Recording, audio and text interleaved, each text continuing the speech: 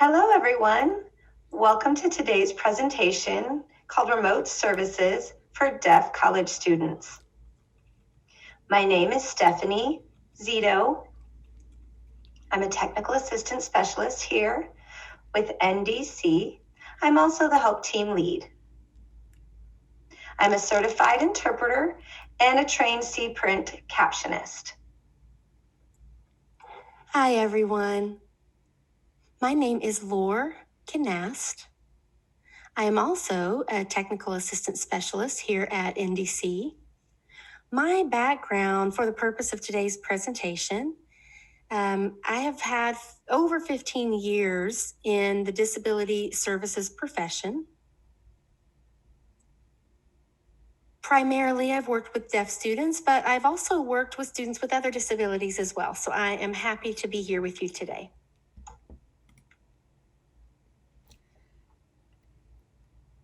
So today we'll discuss remote interpreting services and speech-to-text services as well. That's where the providers and the consumer are in separate locations. Before we dive into remote services, it's important that we understand the goal of providing services, and that is for effective communications.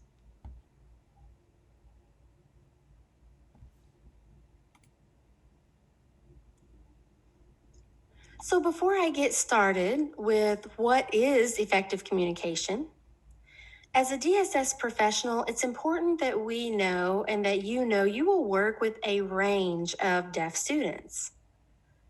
They will have all types of levels of hearing loss, and that means they will also need a range of different types of accommodations.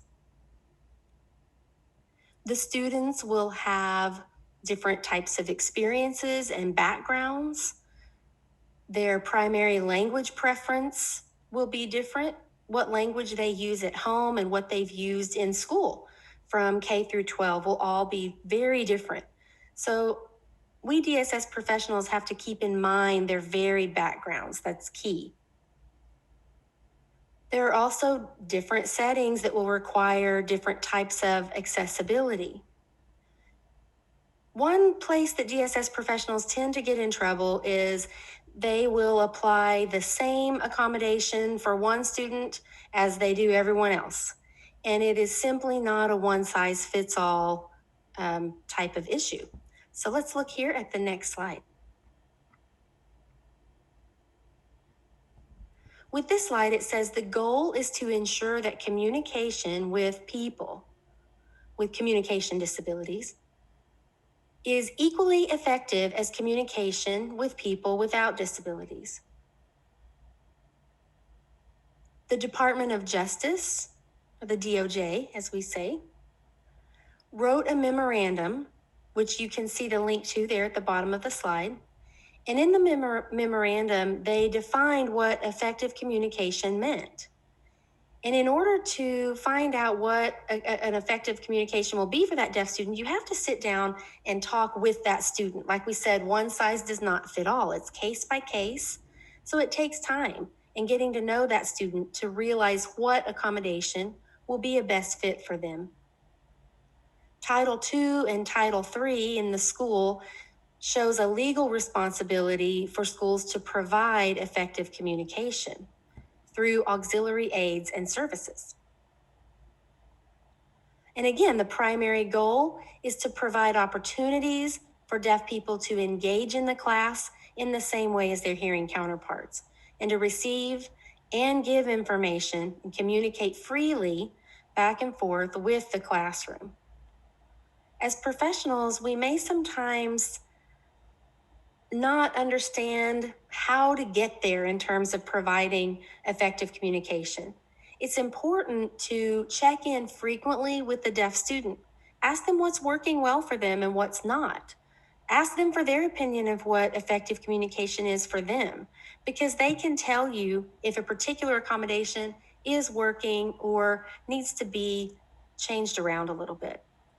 It's the school's responsibility to evaluate what is effective and what's not. Let's look at the fifth slide.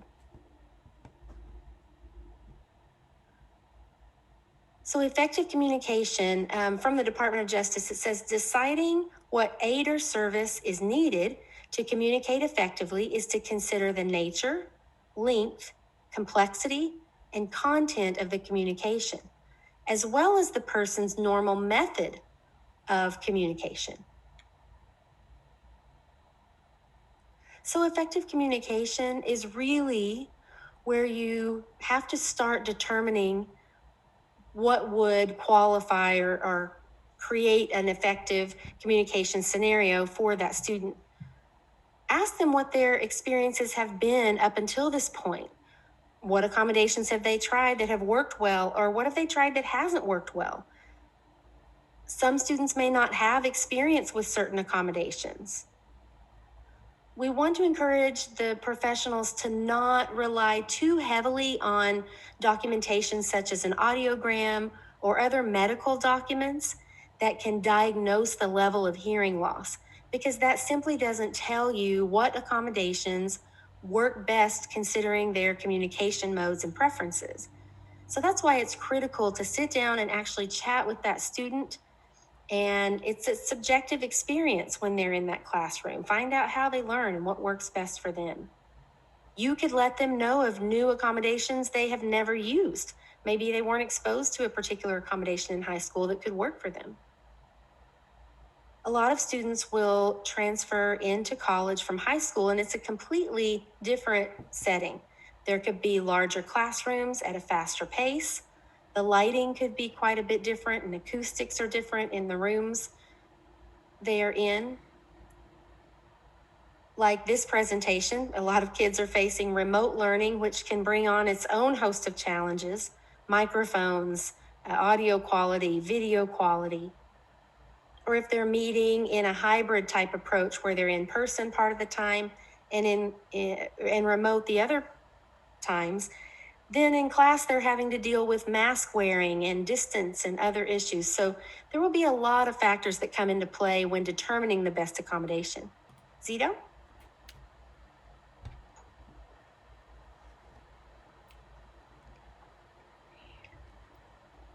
So now that we have the goal in mind and being effective communication, we'll go ahead and start the discussion about remote services.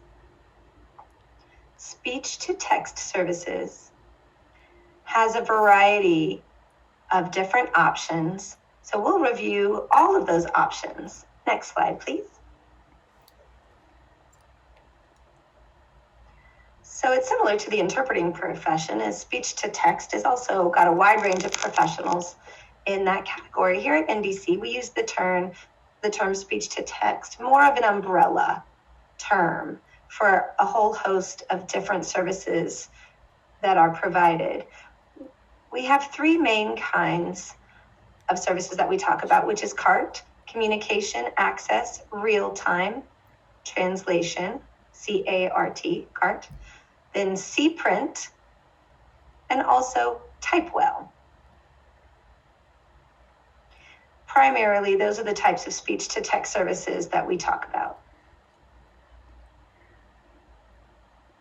And so that's where a human professional will convert whatever is heard, anything audio, into text. Sometimes it may be referred to or called real-time captioning or real-time transcription, real-time translation. There are a variety of ways people refer to that, but it encapsulates that type of service. Now, automatic speech recognition, or ASR, is an entirely different thing. That's a type of technology or a software that automatically will convert speech into text, and that's the extent of that software. So for this presentation, we are talking about the category of services where a human professional is involved. Now, please remember, this is very important, that deaf students have a variety of backgrounds, experiences in education and with their accommodations, and many times their first experience with things like speech to text services. They may never have had that all the way through graduation from high school. They've never received that. So it's important that we explain the differences in these three services. On this slide, you can click. There's an introductory resource to some information about those three types and what the differences are.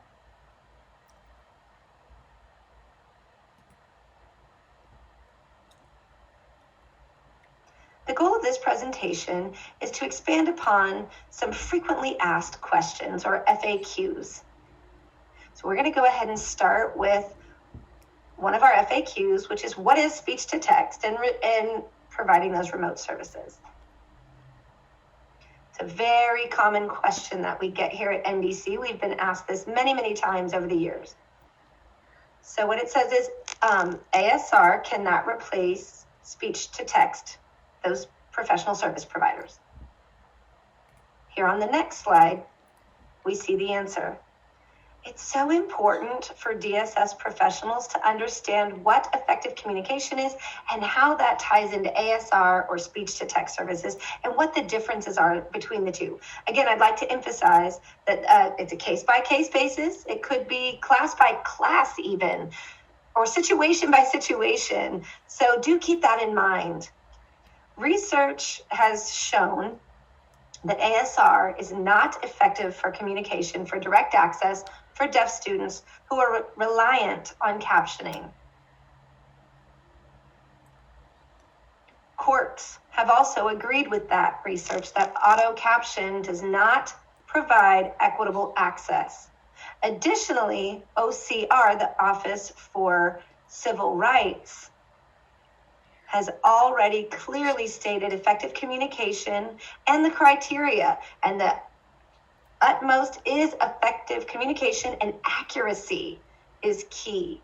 So with that determination, you have, when you're trying to decide which to use, really take a look at, is it effective or not? That's a huge question to ask. If you're considering setting up the classroom, whether it's online or in person, ASR technology simply is not equitable to a human professional providing those translation services. Now, there are some differences, specifically because technology versus a human, and the technology, ASR, is automatic. So it doesn't have the ability that a human trained service provider who is a professional has. Now also consider, I know it's often a cost, but lack of quality in an education, consider the cost to the student. Lack of effective communication for that same deaf student. That is a huge impact, and it'll really impact their life. ASR may be a stopgap tool, meaning something's last minute. If there's a hearing and a deaf student getting together and they need to figure out how to communicate, maybe you would use ASR on a cell phone. Sure, that could be great in that particular situation, but it's not appropriate for the classroom environment. So again, considering direct communication when they're reliant solely on captioning, it's got to be accurate. And it's got to be more than just the words. The service professionals use cues in speech, the environmental noises, that all comes into play with speech to text services.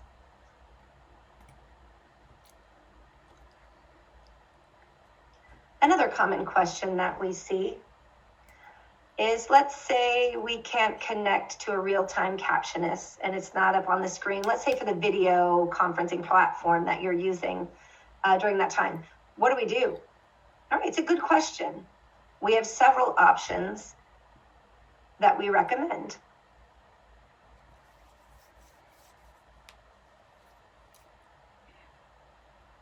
So if you're having a hard time, you're not able to connect with the real-time captions that go into the platform,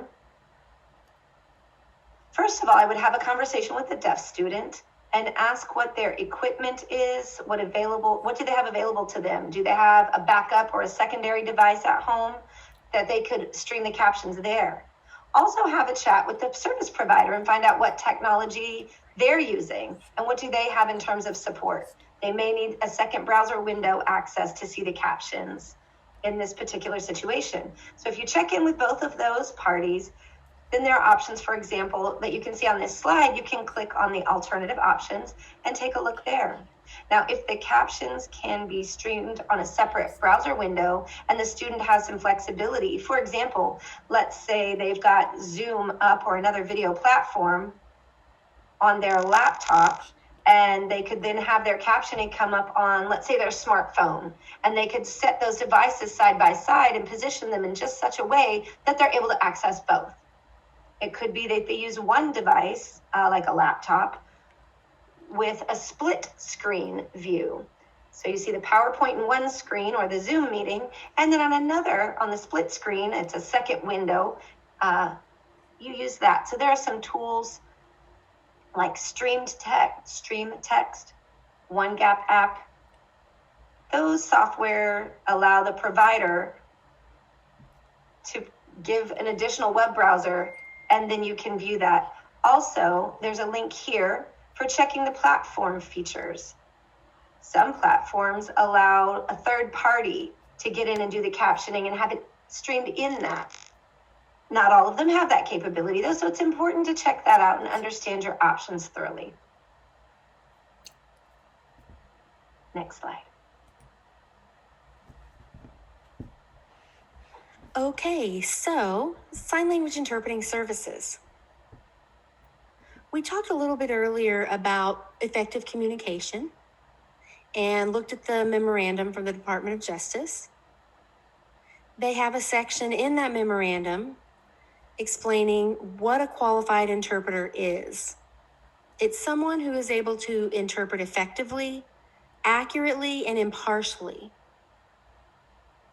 both in expressive manner and receptively. They must be able to use or be familiar with specific terminology that applies to that scenario. So that comes directly from the DOJ's memorandum about what a qualified interpreter is. Your student may be using in-house staff or hourly staff, contracted staff. One of them should be able to provide remote services, as well as in person, and they should be able to do both, because you want to ensure you have the technical capabilities to provide those remote services, which we'll get more into here in just a moment. You may have a contract with an agency that hopefully already outlines remote service provision. There may be different costs involved and different requirements, so make sure that you have that in place. And if you're not sure, check on that. So let's talk about this difference between VRI, which is video remote interpreting, and VRS, which is video relay service. There is a difference between the two.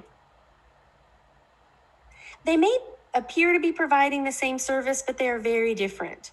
VRS is regulated by the Federal Communications Commission, or by the FCC. It's a service provided at no cost to deaf people. It's a telecommunications service for phone calls so that deaf people are able to make calls through the phone. VRS is not considered effective for simultaneous communication in the classroom. The FCC has specified that and has said specifically that VRS should not be used when communication is happening within the same room. And not only should not, but it shall not be used, since it is a service provided by the government. That's one of the regulations. Now, video remote interpreting is quite different. They provide more of a consistent type of access, which I'll get into in just a moment. But it could be an agency or an interpreter who is providing you consistent service, where with VRS, you never know from day to day what interpreter you might get when you make a phone call.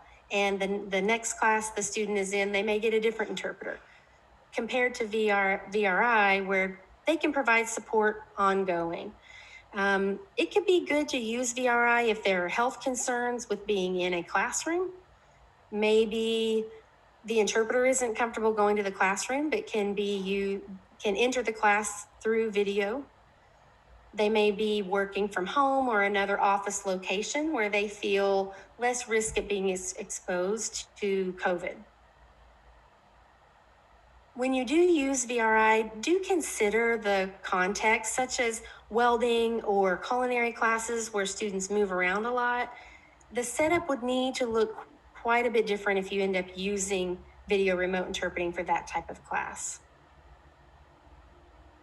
Something else I would like to share with you, I had mentioned you could have a consistent interpreter, the same interpreter who shows up for class, but it also shows up in video. Maybe there's a hybrid class where they meet a couple of times a week online and 1 or 2 times in the classroom. Ideally, the same interpreter could provide interpretation in both of those settings for that same class. That is something that can be done. We see a lot of people when we switch to online school, they felt like they had to switch interpreters completely. But that's not the case. The same interpreter can continue to provide services as long as the technology is in place to do so. Related to consistent interpreters and why that's important, because I've mentioned that a couple of times. We keep saying effective communication. Part of effective communication is having a consistent interpreter throughout that semester. The interpreter builds knowledge of vocabulary, becomes familiar with the student, the environment of the classroom and the teacher, the instructor's style and approach to teaching. Plus, the interpreter who consistently provides services will have access to the materials for the course. They can register for the class so that they have access to the text and other materials. So for those reasons, it is important to have a consistent interpreter to provide the best services for that deaf student. VRS, like I had mentioned, if you call into class on a particular day, you will get maybe a different interpreter. You will get a different interpreter each time, but you may not get an interpreter. Sometimes there's waiting time that deaf people have to wait to connect to an interpreter. So there may not even be an interpreter available with VRS.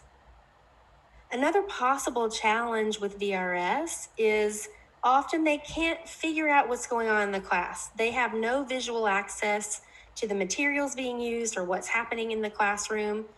And so if the teacher is writing or doing something that can't necessarily be seen, the VRS interpreters really get lost. And it's hard for the student to progress in the classroom without that critical information. It can become very frustrating for the student.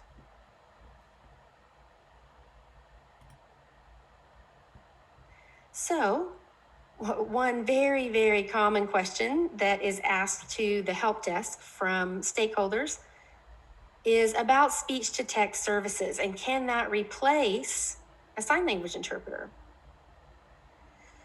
Well, when the COVID pandemic hit, we were scrambling, trying to switch gears to online learning. And in some cases, captions were put in place because interpreters were not put in place at that moment. Again, though, we want to go back to the importance of discussing with the student what their preferences are, what works best for them. If they have asked for an interpreter, it is very important to comply to their request for accommodations. When we made the switch to online, their preference may change. What works well for them may be different. So you want to check in with those students. Now that you're remote, how is this working for you? What are your plans? So accommodations will change as the student's environment changes from remote to on campus or as their classes change. So that COVID impact has really stressed to us the importance of pre-planning and checking in. Also check in with your IT department.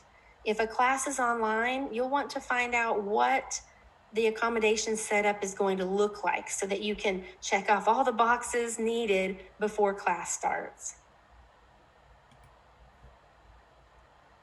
Here at this slide 15, it's talking about substituting an accommodation for another that was not requested by the student. And it says it may inhibit the student's ability to access the course. So some students may have other disabilities they have or haven't disclosed to you, and they may struggle to read captions quickly enough. That is why they prefer to have an interpreter, so that it's a more effective way for them to get the information of the class. So again, you'll want to check in with the students.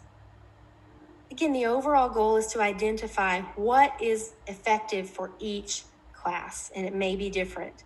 And ask the student what their preference is. And if there's a switch from online to on campus or back and forth, check in with that student when that transition happens. They may even need something like a dual accommodation. Some people use speech to text services and a sign language interpreter. That allows the student to be able to read the captions and follow the lecture and the terminology of the lecture, but having the interpreter allows them to engage in the interaction with other students. Or they may be relying on the interpreter for all the conceptual information being shared, but they refer to the speech to text for specific vocabulary needed for that class. For online classes, colleges really should be providing remote interpreting services, not only for those synchronous classes, but also for asynchronous. So even if it's a self-paced class, the teacher may record a lecture and send it for students to watch. Automated captions will not be providing what that student needs. And even if it's simply only captioned, if the student needs a sign language interpreter, then that lecture would need to be interpreted in sign language. Another tip we have for online classes is, online classes require a lot more reading, for the deaf student especially, because in addition to reading the slides and reading the text, they're also having to read the captions. So maybe they've used captions previously, but they prefer an interpreter with online classes to give them a break from all of the text they're having to read. For DSS professionals, managing schedules can be a challenge. Finding an interpreter in your location may be very difficult.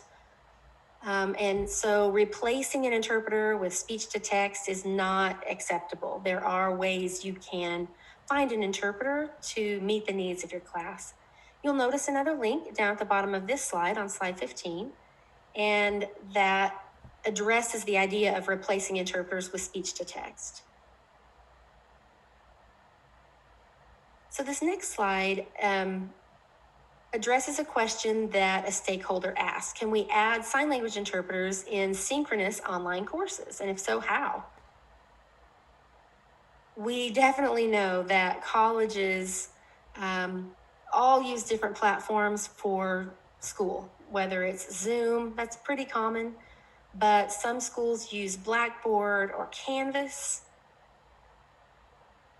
They may use Google Meets. There are all different types of platforms. So it's important to keep up with those platforms' features. As a school, you have to become aware and somewhat knowledgeable in those different platforms. Reach out to your IT department to ask them what is being used, and if something new is being considered, to include your department.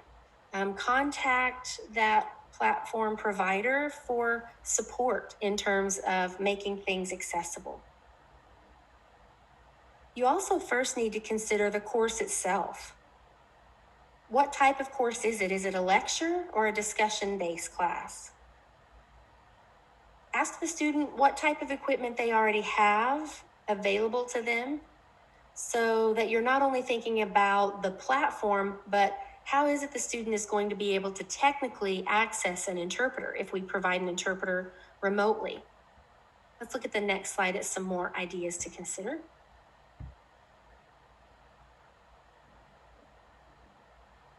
So providing access to the video platform service. The interpreter may need to be added to the register in order to get into that class and have access.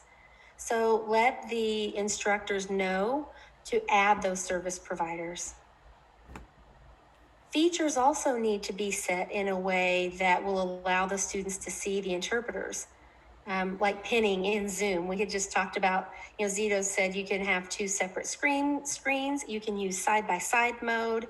There are different options depending on the platform being used to be able to access the instructor and the interpreter. So check with the student, ask what's best for them, and also find out what the interpreter might need in terms of equipment. Maybe equipment could be loaned, whether that be an extra screen or a laptop or a tablet, something to make sure they have even backup ready for if they have problems and need to troubleshoot. It's always nice to have some redundancy in place. If an interpreter is not able to get into a classroom, that's another idea of having a backup plan. The student and interpreter can possibly have a plan for if the interpreter isn't able to access the Zoom or the whatever platform classroom meeting, they can plan to meet another way. Maybe the teacher could reach out to the instructor, or the interpreter can reach out to the instructor to ask to connect. And again, if that's an ongoing problem, it's important to check out the IT department and find out what your plans are when troubleshooting needs occur. We also recommend that the instructor, the DSS professional, and the service provider, like the interpreter, test things out before the first day of class, making sure everything works well before that first day of class. It always seems like they feel like the attention's on them if they're having to troubleshoot and the class is being held up simply because of communication issues. So it's important to troubleshoot before day one of class.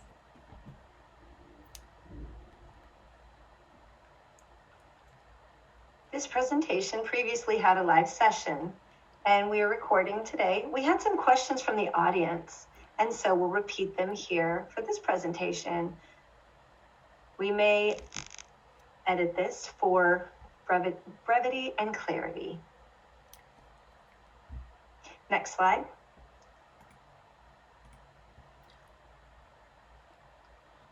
Why are Typewell or cPrint services generally less expensive compared to CART services, and how are they different? Next slide.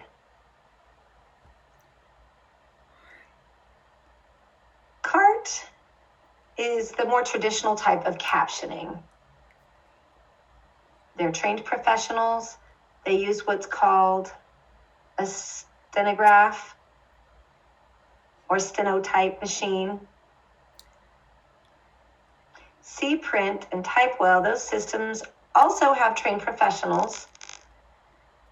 There's specialized software that they use when typing, and they use a regular old school QWERTY keyboard on a laptop and use their specialized software.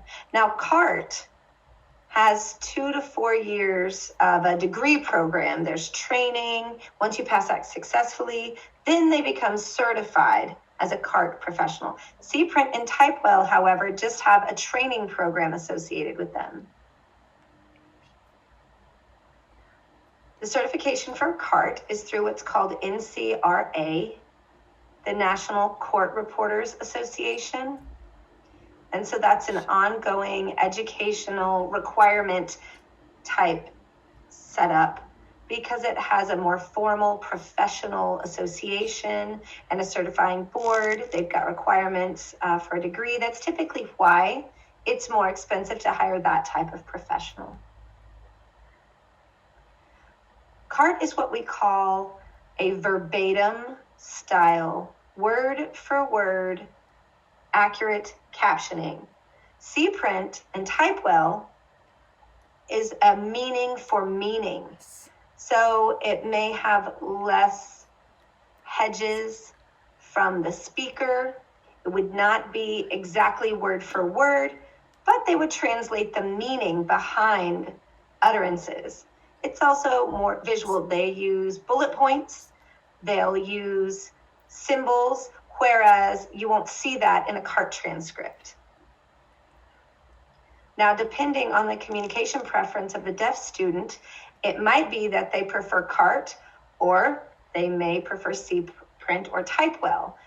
Again, you've got to engage with the student and make it an interactive process to know what they need for each class. And because of the professional standards and education, certification, again, that's why you see CART often is a more expensive service provision. Now, remember, you can negotiate your cost for services with those providers. So don't feel like you're stuck. You can still talk to them and negotiate those fees. If you're giving them ongoing work and you're requesting a consistent provider, that's something to consider in your negotiations when having a conversation with those service providers. Okay, the next question that came up, do all video platforms have the ability to pin the interpreter and to be visible the whole time? Let's look at the next slide for the answer. Again, it depends on what platform your school uses. Each one will be different with different features. There are different access options. It depends on the level that you have purchased.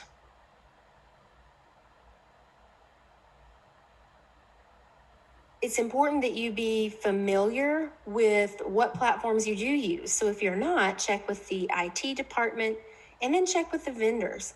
They often have frequently asked questions or support pages that will point you in the right direction. If you click here on the video platform, it'll be a good starting point with a list of different features. So that's a good place to look. The second one is about features, knowing what features are available, and set up a test run and connect with that instructor before classes start to see what features they're going to use and so that you can advise them what to use. The teacher will need to be the host of that particular session. So that all needs to be set up. It's important to talk through that with the instructor and do a dry run before class begins. If you click on features available, the National Association of the Deaf made a spreadsheet of different features that various platforms have. It's a very nice tool to use. We've had some conversations with schools where they've realized that their platform is simply not made to be accessible. So in some cases, you have to have a separate screen, maybe using a different platform. It may be worth working with the school to consider switching platforms, because in the long term, it would be more helpful and beneficial to everyone if we have accessible platforms rather than just doing something that's good enough for the time being. It's important to look into the different platforms before you consider purchasing a new one. Here at the very end, there is a link of making online learning accessible for deaf students. This provides tips on how to make the learning experience better and more accessible, not only for deaf students, but really it can apply to all students. For example, if the meeting is through video, minimizing the number of screens that are being shown at the same time will help. When everyone's image is so small, it's hard to see. It's certainly hard for the deaf student to see the interpreter. So we encourage instructors to reduce the number or limit the number of students they allow to share their screen during class, to possibly only come up to share their thoughts or their questions and then hide their video again. And we've seen that that really helps aid access to the class for everyone, not just deaf students. It helps the video quality look better and helps everyone kind of follow along with what's going on in the class. So that's one of the many tips you'll find if you look at that link. We have so many tips related to captions as well, not just interpreters. So I encourage you to check that out and share it with the instructors who have deaf students. Okay, next question. The question reads, should a deaf student receive a copy of the transcript from the speech-to-text provider, and is that considered an unfair advantage? Next slide.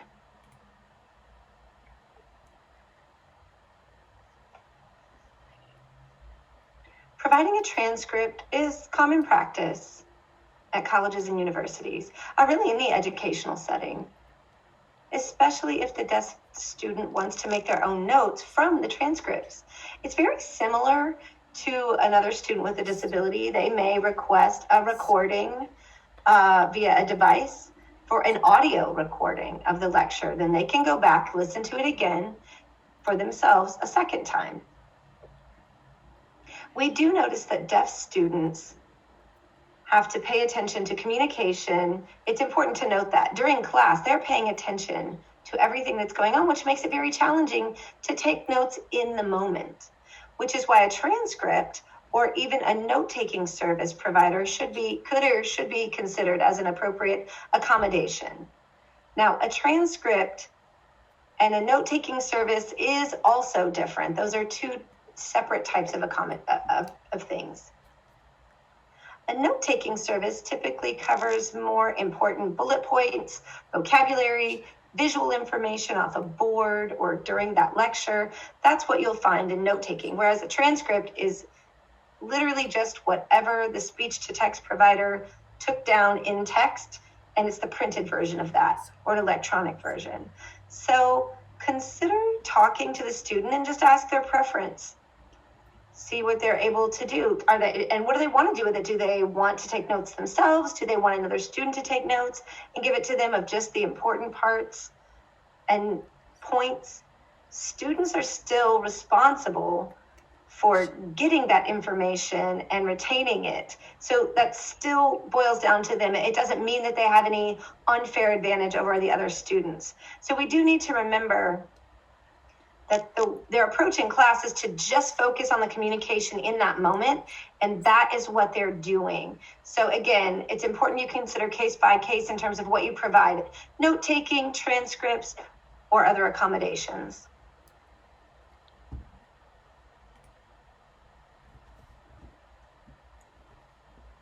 Okay, the next question. Is it a reasonable accommodation to exempt deaf students from participation in class discussions due to the lag time in the sign language interpretation process?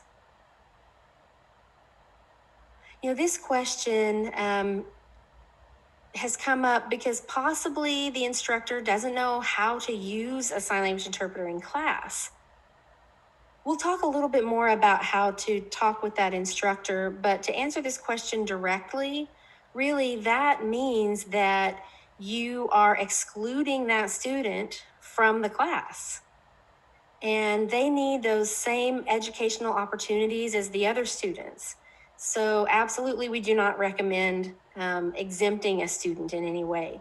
Rather, talk to the instructor about how to make that class accessible to the deaf students. And again, the items that will be set in place to make it accessible to the deaf student will also make it more accessible for all classmates. But absolutely do not exempt a student and exclude them from the class for this reason. So our tips are, you have opportunities here to educate instructors. Some colleges that I know of provide a letter of accommodations to the instructors well before class begins. They may either send it or even hand deliver it and talk with that instructor.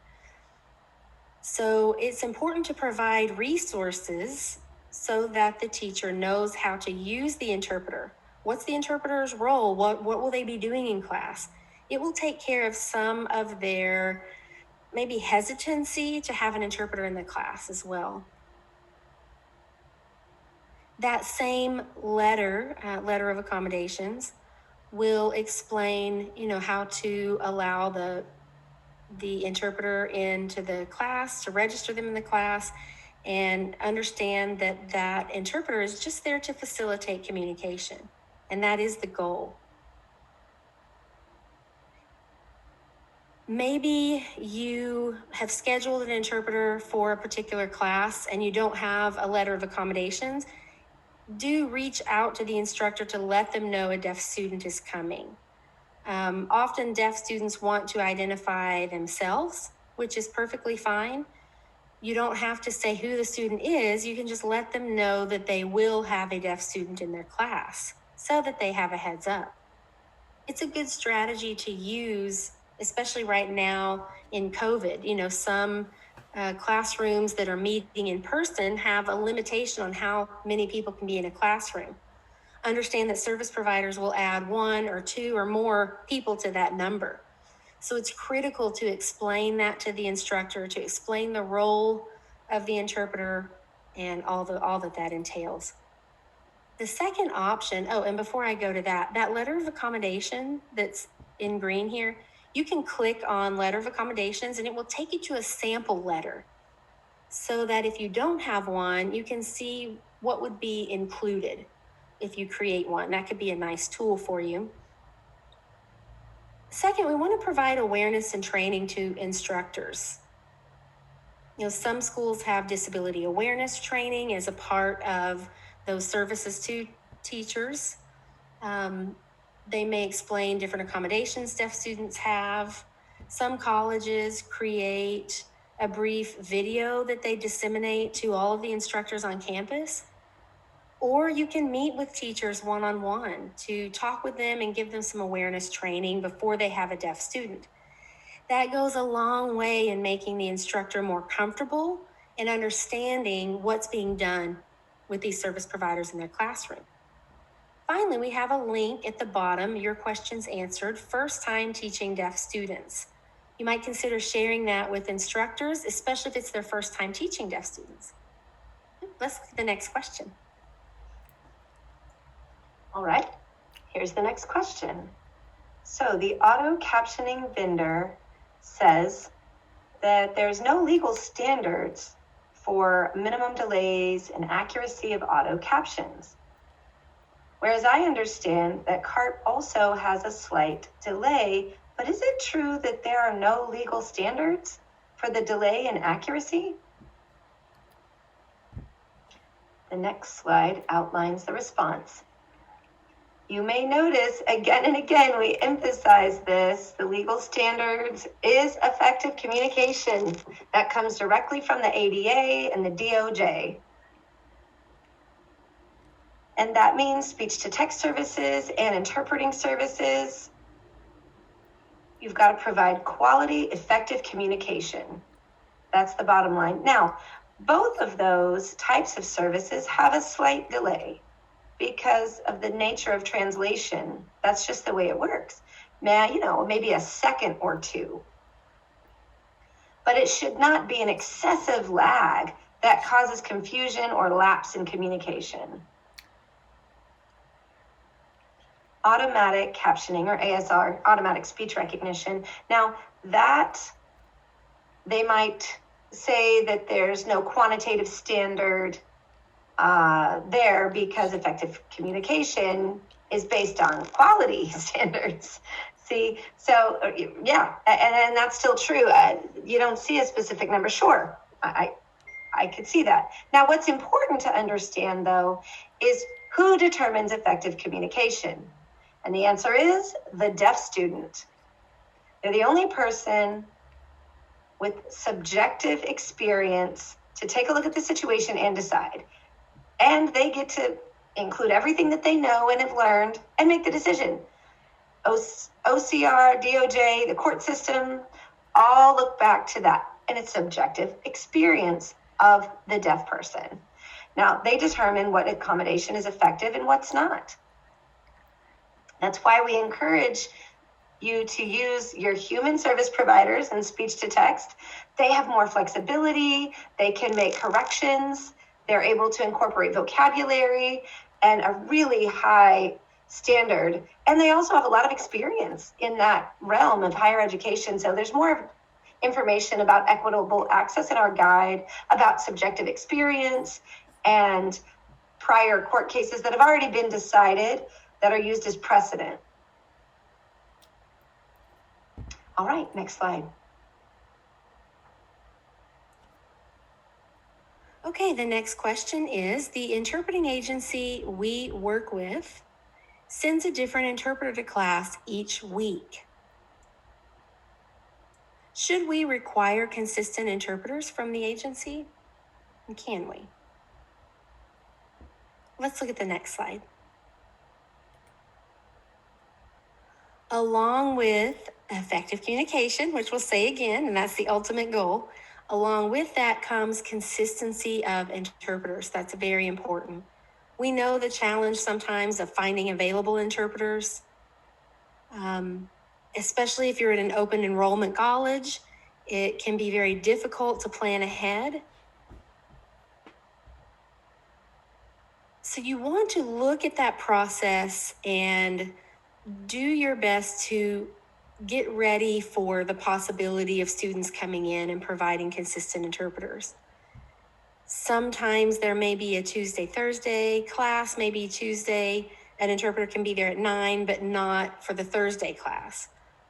Whatever you do, try to schedule way ahead of time as much as possible. Interpreters often schedule 3 and 4 weeks ahead of time, so it's important to book them as early as you can. When I was a DSS professional, students had specific days that they could register for their classes, but they already knew which classes they wanted to take. So I asked them to give me that information so that I could go ahead and start securing interpreters during that time slot. And when they officially registered, it was much easier to place interpreters in those confirmed spots. So if you can ask the student if they know ahead of time to go ahead and get that information and plan as soon as possible.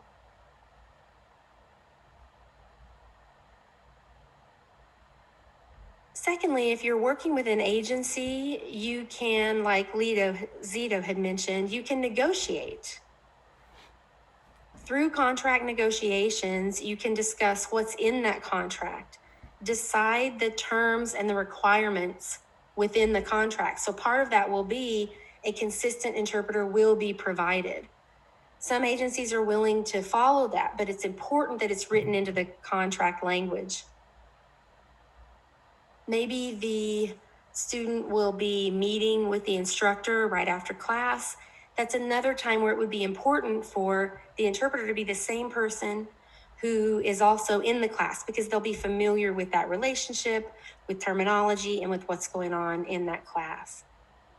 On that terms and conditions link, we explain how to develop a contract, the types of things you want to think about, qualifications of service providers, licensing, other certifications and credentials that you might consider, payment, policies that you may have. All of that is in this resource to help you use as a tool to help you develop your own contract.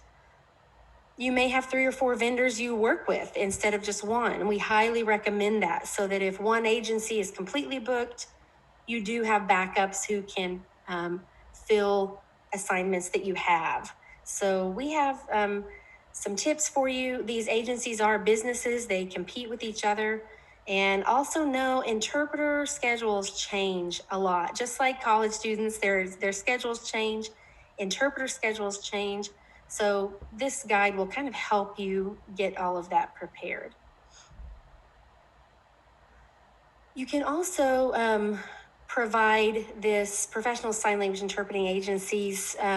It could also be extremely helpful as you prepare, and it's something that RID has put in place. All right, here's the next question. If following the WAG, the Web Content Accessibility Guidelines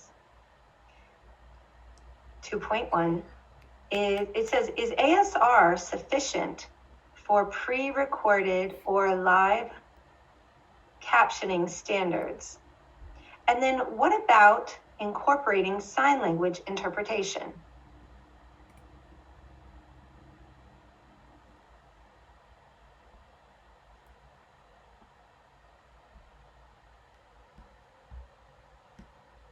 One moment.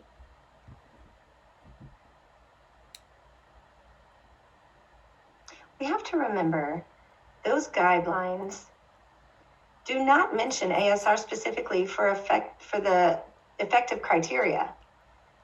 That specifically says use a human real-time captioner or captionist. Now, a sign language interpreter is also encouraged for access of any recorded or live events. For sure, that can be added post-production. So for example, the WCAG guidelines have a list of resources, a list of links, and we've got them embedded here in the PowerPoint. I encourage you to take a look and read through their effectiveness criteria. They have different examples that you're able to get a really good sense of how to make something online effective, whether it's live or in a classroom. They've got a lot of different examples for you to take a look at.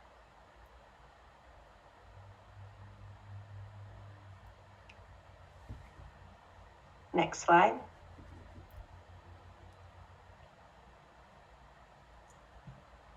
All right, so we are finished with our presentation today. Thank you all so much for joining us and tuning in from home today. You can go to our website for additional information and resources. Next slide. Yes, we are here for you.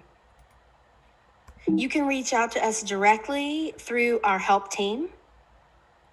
Zito and I are both a part of the help team along with a few other members. So we are ready to take your questions and try to provide whatever support we can. So feel free to reach out anytime, help@nationaldeafcenter.org. Okay, thank you everyone for joining us today. Thank you so much. Bye everyone.